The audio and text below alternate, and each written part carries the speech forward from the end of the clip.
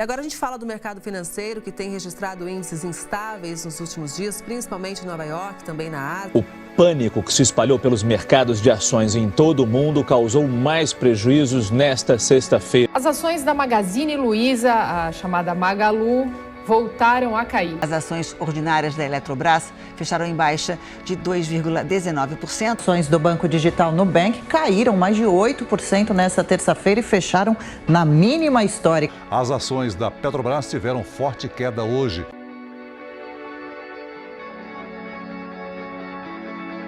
O que avaliar na hora de comprar uma ação? Se você não sabe, fica comigo nesse vídeo que eu vou tentar de uma forma bem simples e bem detalhada te explicar quais os indicadores que você deve olhar antes de estar comprando uma ação. Mas antes de tudo, se você não é inscrito no canal, se inscreve aqui, ativa o sininho também das notificações e deixa o like, porque isso vai ajudar o canal a estar crescendo e vai nos ajudar também a estar trazendo cada vez mais conteúdo de qualidade para vocês. Então o primeiro fator a ser analisado é a rentabilidade da empresa. Então assim, toda empresa, para gerar retorno ao longo do tempo, precisa estar mantendo a sua rentabilidade. As empresas que não conseguem transformar a sua receita em lucro, dificilmente conseguem gerar retorno a longo prazo aos seus acionistas. Quando compramos uma ação, precisamos entender quais são as lucratividades e as rentabilidades do negócio ao qual a gente está se tornando sócio. O segundo fator a se atentar antes de comprar uma ação é o endividamento da empresa.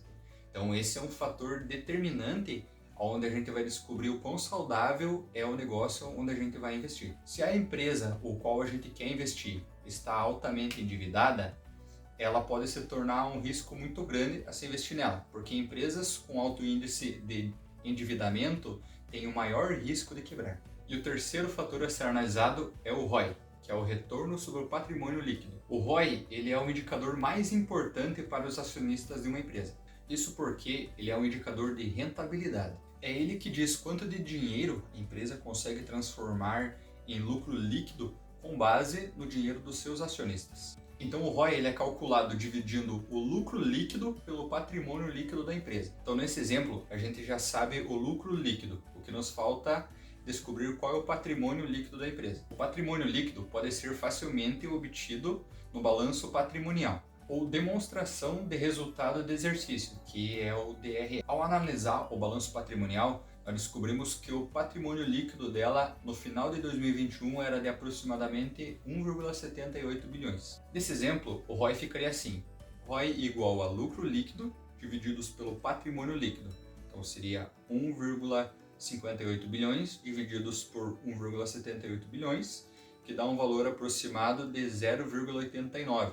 Então isso seria 89,07%. Então simples, a empresa ela conseguiu transformar em lucro líquido o equivalente a 89,07% do capital dos acionistas. Quanto maior o seu ROI, melhor é para os seus acionistas. O quarto fator a ser analisado é o PL, que é o preço sobre o lucro. Então o PL ele é o indicador mais conhecido no mundo das ações. A ideia desse indicador é bem simples, é te dar um parâmetro de quantos anos a empresa levaria em forma de lucros para te pagar o valor que ela está sendo negociada. O PL ele é um dos principais indicadores onde você vai descobrir se a ação vai estar barata ou cara. Então talvez agora seja a pergunta, como que eu faço para calcular esse negócio aí? Então para a gente calcular o PL, existem duas formas.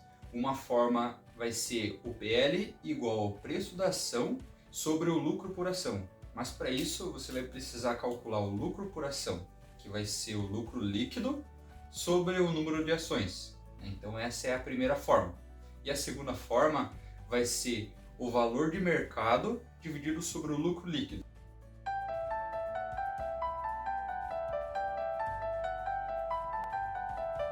Então essas são as duas formas que você pode descobrir qual é o PL de uma empresa. Então nesse exemplo, para calcular o PL, a gente vai usar a segunda forma, que vai ser o valor de mercado, que é de aproximadamente 6,98 bilhões, dividido sobre o lucro líquido, que vai ser de aproximadamente 1,58 bilhões. Então essa empresa ela vai ter um PL de 4,41, ou seja, em aproximadamente 4 anos o lucro seria suficiente para pagar o preço pelo qual a ação estava sendo negociada.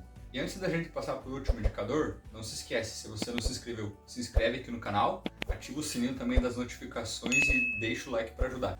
Quinto e último fator é o de liquidez corrente. A lógica é bem simples, é um indicador de endividamento.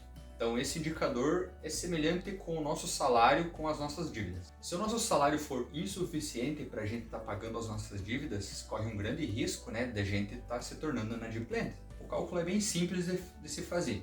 Você tem que pegar o ativo circulante da empresa e dividir pelo passivo circulante dela. Ambos os dados podem ser facilmente obtidos no balanço patrimonial da empresa. Então vamos pegar um exemplo. Digamos que temos uma empresa que ela tem um ativo circulante de aproximadamente 14,42 bilhões e um passivo circulante de aproximadamente 10,61 bilhões.